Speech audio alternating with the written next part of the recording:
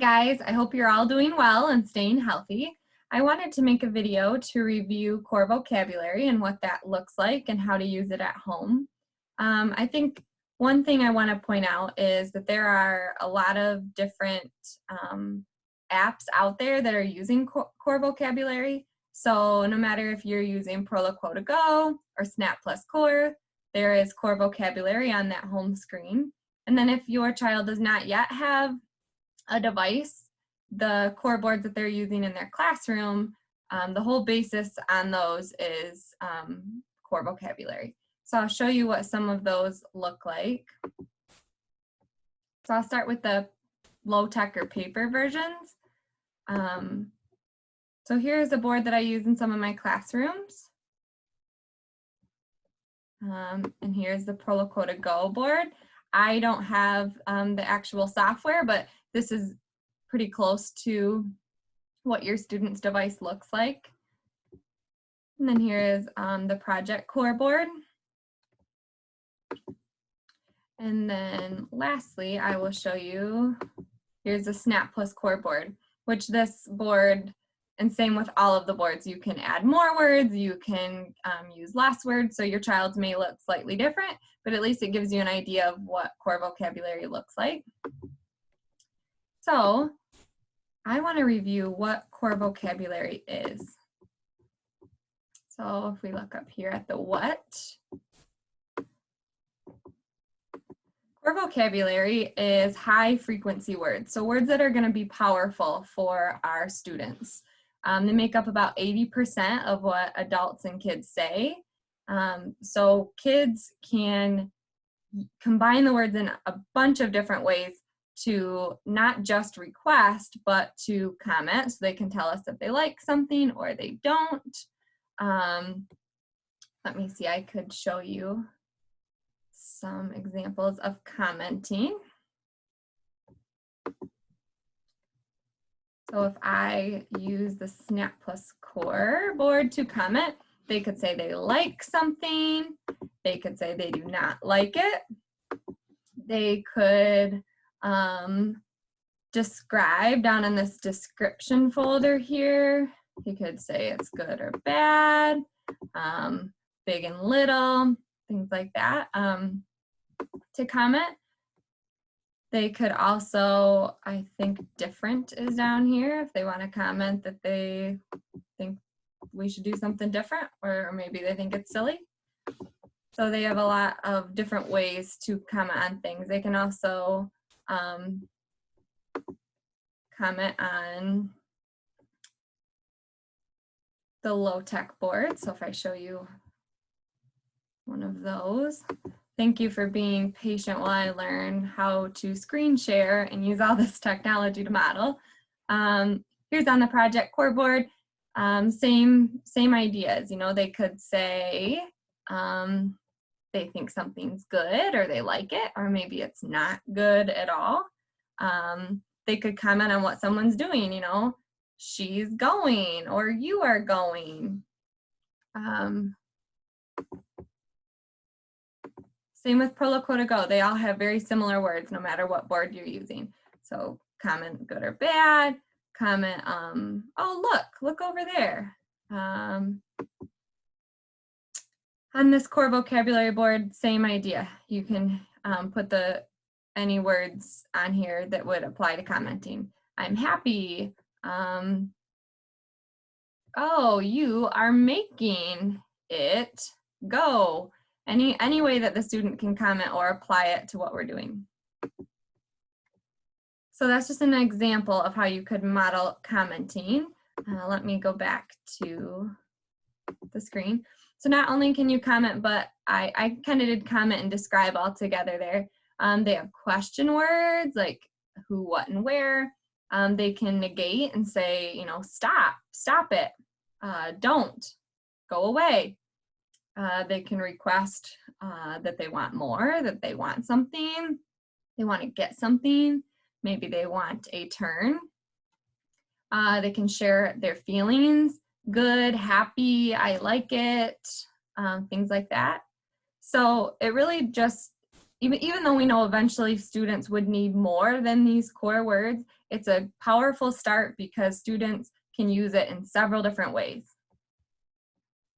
And then here is the why part. So when babies are learning to talk, we talk to them all the time. They hear what everybody is saying, and then eventually they start to talk. So they get 12 months of hearing other people talk before anyone expects a child to start talking. So we can think about that when we're using devices. Our students aren't just going to start using this device because it's in front of them. They need to learn how to use it. So if they see us using it all the time, then they will start to use it. So one thing to remember is even if you're modeling on the device for your student or the core board and they are not touching any of the words themselves or using the words themselves, that's okay. They are getting a model, which is the best part of using it. So they do not have to be using it for it to be right. You can model and show them what to do and not expect anything. Just know that they're taking that in and they're slowly learning how to use it. And then this is a reminder how much we need to model, which it takes 50 to 150 models of a word or a phrase for a student before they may use that word. So I think it just is a good reminder to keep going and don't give up. And then here are some reminders of how to use core vocab. We don't want to use hand over hand just because we want our students to know that whatever they say on their board is their thought. We're not going to tell them, you know, pick up their hand and say, point to like, I like it. Maybe they don't like it. So it's their choice if they want to use the board or not. We're just modeling, and you can give them examples. You know, you look really mad. You look like you want to go. Just to give them examples of how they could use it without forcing. Talk in phrases versus single words. Phrases are nice to show how we can combine all the words for our students. That being said, if you're just starting to use a board and I know at first it's hard to find all the words, you can absolutely focus on one word at a time. You could focus on the word go for a few days, just see how you can use that, and then a few days later add in like or not. It's okay to just focus on one or two words at a time while you're learning. And a lot of times in my speech and language group lessons, there will be just one or two core vocab words that we're focusing on at a time. So that's okay, and your students will be used to that. You can model from their perspective, so giving them ideas like, oh, you could say, I'll get it, or I can do it. And then you can also model from your own perspective, you know, oh, it looks like you don't want to turn, but I want to turn. And then I kind of already touched on this, but when you're modeling on their device, it's not expected that they'll say something back right away. So even if they are not using it, you keep modeling and keep showing them how they could be using it.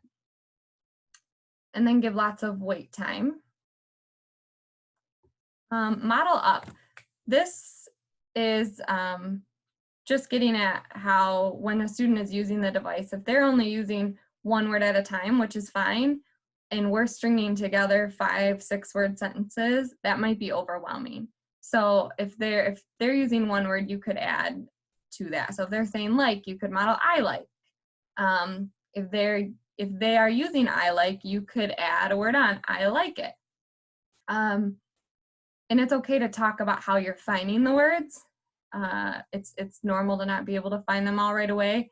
And it's actually good for our students to hear us think through that. You know, I'm looking for feelings. Oh, where is the feelings? If you're on a low-tech board, maybe you're looking for good or happy, and you're saying, oh, where's good? I'm looking for good. Oh, there it is.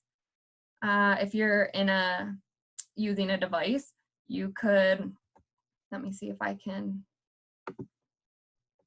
pull up Snap Plus Core here. If you're using a device, you could go to wordless and feelings. And just how I said that, I'm looking for all my words, I'm looking for feelings. I would say that if I were working with a student so that they start to hear that in their minds when they're looking for words. Then you could say, oh, I'm excited. So it's okay to talk through finding all of the words that will help them.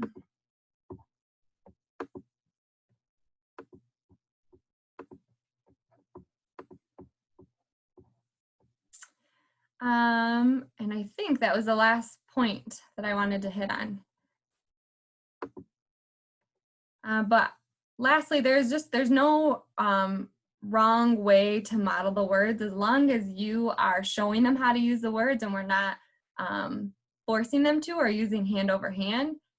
It's okay if you're only focusing on one word for a few days or a week, or maybe you're just focusing on using it at certain times of the day when you get started. That's okay. And I think that once you start doing it and kind of speaking core, it does get easier. So let me know if you have any questions, and I will also be working on some other videos to help give some ideas for things to do in the home. So I will be back here soon. Thanks.